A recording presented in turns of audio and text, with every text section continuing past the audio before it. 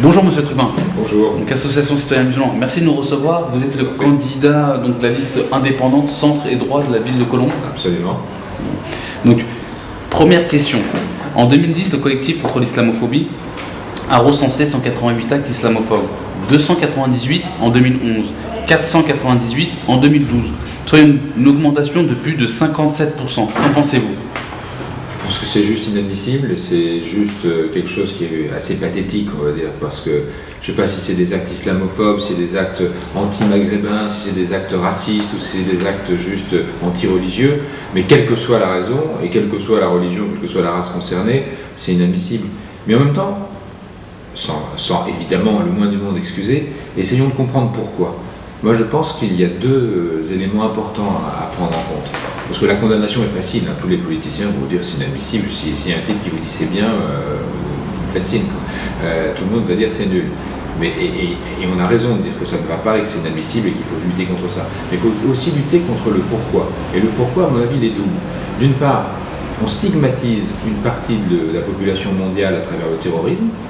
Et le terrorisme, il est associé, qu'on le veuille ou non, à la religion musulmane. Et il n'y a pas que du faux non plus. C'est vrai qu'il y a des gens qui se réclament de la religion musulmane pour faire des actes terroristes, et ça pollue l'opinion publique. Et deuxièmement, peut-être plus important en fait, un peu difficile de dire ça, mais en tout cas à mes yeux important aussi, la situation économique. Je pense qu'en situation économique tendue, les gens ont besoin d'un exutoire, d'un ennemi, de quelqu'un qui est la raison pour laquelle ça ne va pas. Je vais citer Jean-Luc Mélenchon, c'est pas souvent, hein, donc on peut mettre une croix sur le calendrier. Jean-Luc Mélenchon disait, il y a deux types d'électeurs. Il y a ceux qui pensent que les immigrés sont la cause de tout et ils votent Marine Le Pen, et il y a ceux qui pensent que les banquiers sont la cause de tout et ils votent Jean-Luc Mélenchon. Je pense que Jean-Luc Mélenchon dit des grosses conneries et que c'est pas comme ça binaire. Il n'y a pas la situation économique n'est pas la cause soit de l'immigration, soit des banquiers. La situation économique, elle est la cause d'une absence d'attractivité de la France et d'un problème national qu'il faut résoudre tous ensemble, y compris les banquiers et les immigrés.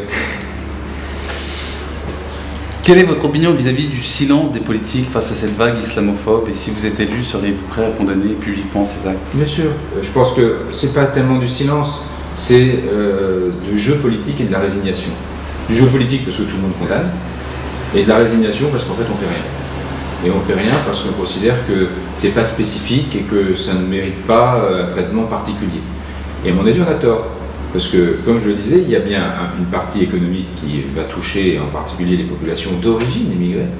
Il y a une assimilation quand même assez dramatique dans l'esprit d'une partie du public entre immigration, origine, etc. Moi aussi je suis d'origine immigrée, ça se voit peut-être pas, mais c'est comme ça. Et d'une part, et d'autre part le terrorisme. Donc oui, il y a un travail spécifique à faire sur une population qui est à plus grand risque d'être marginalisée, d'être rejetée.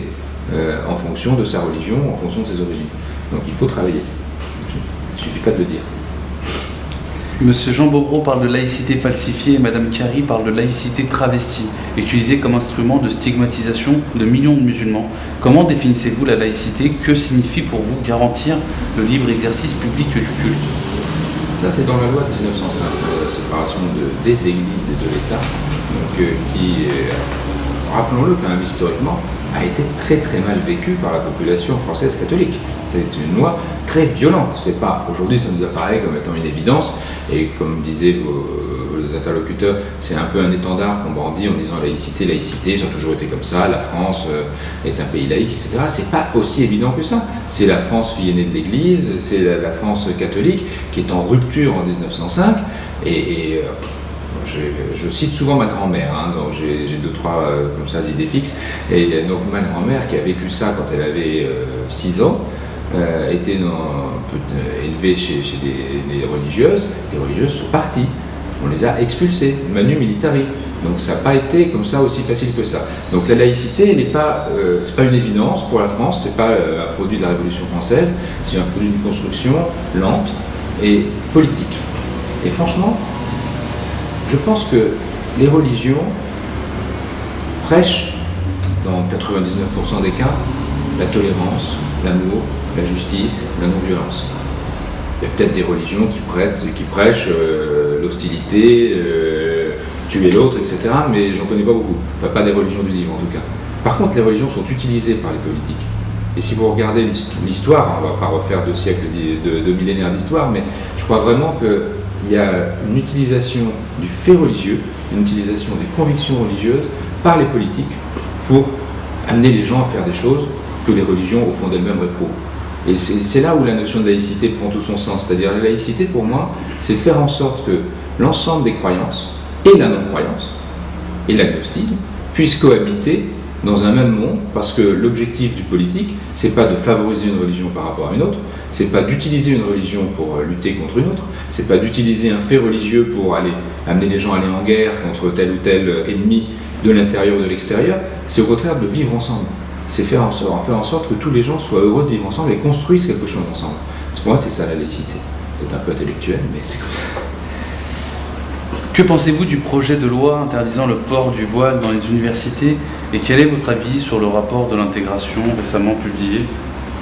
Alors, c'est une question un peu difficile, un peu piège, mais néanmoins très importante, parce que pour moi, quand on est à légiférer sur un sujet de société comme ça, c'est déjà un constat d'échec. On devrait être capable de s'autoréguler. C'est-à-dire que les universités sont indépendantes, les gens qui fréquentent les universités, dans l'immense majorité, sont majeurs, peut-être quelques super doués qui arrivent à 15 ans à l'université, mais bon, la majeure partie des gens sont majeurs. Donc on est face à un établissement public qui est indépendant, face à des gens qui sont majeurs, donc qui ne sont pas comme le système scolaire, la loi de 2004 sur le port du voile, etc. Donc laissons-les faire ce qu'ils ont envie de faire. Et laissons-les s'autoréguler de part et d'autre. C'est-à-dire que la communauté musulmane doit être capable de dire aller à l'université avec un voile intégral, parce qu'on dit voile musulman, mais ça veut dire quoi? De quel voile islamique on parle? Si c'est un fichu comme ma grand-mère, 2 fois, c'est pas la même chose que d'avoir un voile intégral. Donc si la communauté musulmane dit je force mes gens à aller à l'université en voile intégral, ben forcément vous aurez une loi et forcément elle sera contre. C'est évident, elle ne peut pas être pour. Et à l'inverse, laissons les présidents des recteurs des universités décider s'il y a un contexte particulier qui fait que pour protéger une partie de la population, il vaut mieux éviter qu'elle manifeste une croyance, une religion de manière un peu trop ostentatoire, parce qu'on est à un endroit où c'est dangereux, parce qu'il y a un endroit où il ne faut pas, etc. Moi je crois en l'intelligence humaine. C'est peut-être un peu original aujourd'hui, mais je crois en l'intelligence humaine, je crois que la loi n'est pas là pour tout régenter, surtout que, soyons honnêtes, on n'a pas la capacité à la faire appliquer. Donc on adore chez nous voter des lois, ça fait des gros débats nationaux où tout le monde va s'écharper sur des sujets de société jugés majeurs. On n'appliquera pas la loi parce qu'on n'est pas capable d'être derrière chaque personne et derrière avoir un flic dans chaque amphi. Et pendant ce temps-là, on n'aura pas traité les vrais sujets. Parce que, entre nous, le port du voile à l'université, c'est sans doute un sujet majeur, mais le chômage, l'insécurité, la croissance économique, ça me paraît, si on peut essayer de travailler ensemble sur ces sujets-là, ça me paraît quand même plus important, encore une fois, pour le vivre ensemble et pour que, finalement, le sujet du voile à l'université devienne totalement marginal. Et là, si on focalise les gens sur un sujet comme ça, et si on le fait, vous aurez des gens de part et d'autre qui seront prêts à aller se battre pour ou contre le voile à l'université. Je pense que c'est un gâchis d'énergie. Un peu comme d'autres types de législations qui ont été passées récemment, mais on ne va pas polémiquer ici. Seriez-vous contre une école privée musulmane dans la ville de Colombes? Sur le principe, une école privée, c'est-à-dire non conventionnée, financée par les gens qui la fréquentent, mais encadrée dans des principes étatiques normaux, qu'elle soit musulmane, israélite, kurde ou je ne sais pas quoi, il n'y a pas de raison de s'y opposer. Je vais même un cran plus loin.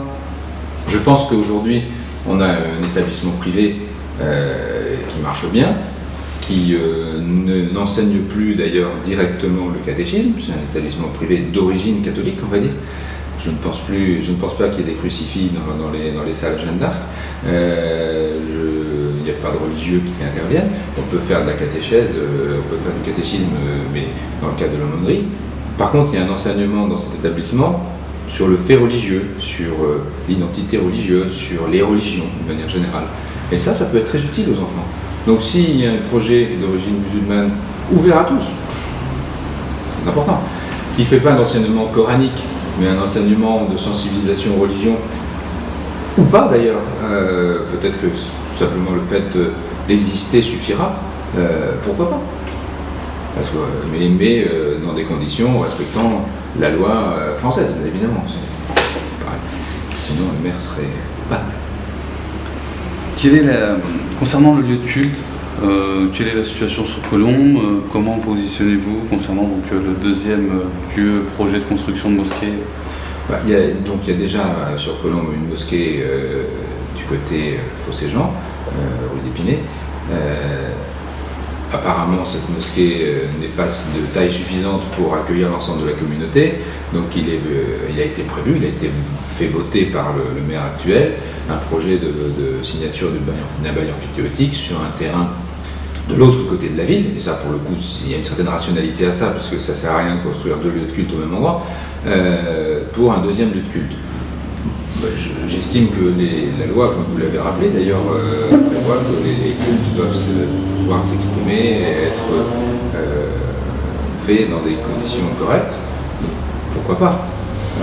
Après, il faut voir la durée d'un bâtiment provisoire, il faut voir combien ça coûte aux croyants et aux contribuables, il faut voir si on ghettoise pas, et ça ce serait très négatif, une partie de Colombes en mettant à la fois des logements, des lieux de culte, il y a beaucoup d'éléments à regarder là-dessous, mais sur le principe, je suis d'accord.